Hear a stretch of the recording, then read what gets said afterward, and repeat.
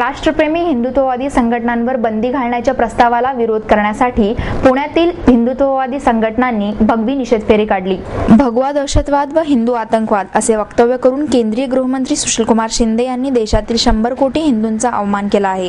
त्यांची श्री ओढत राज्याचे गृहमंत्री आर पाटील यांनीही राष्ट्रप्रेमी हिंदू संस्था आणि संघटनांवर बंदी घालण्याचा प्रस्ताव केंद्र सरकारकडे पाठविला आहे. त्याच्या निषेधार्थ हिंदुत्ववादी संघटनांनी आज भगवा निषेध फेरी काढली.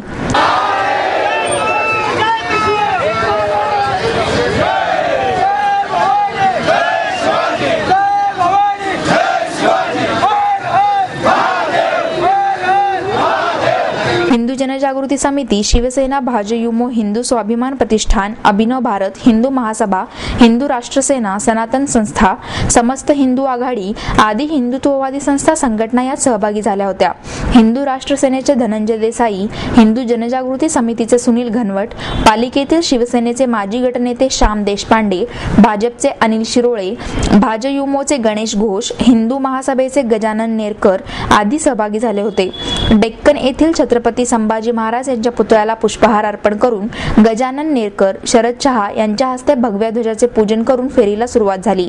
छत्रपती शिवाजी महाराज की जय, जय भवानी, जय शिवाजी, जय तू हिंदू राष्ट्र अशा घोषणा देत फर्ग्युसन महाविद्यालय रस्ता, तुकाराम पादुका चौक मार्गे संभाजी उद्यान येथे फेरीची सांगता झाली.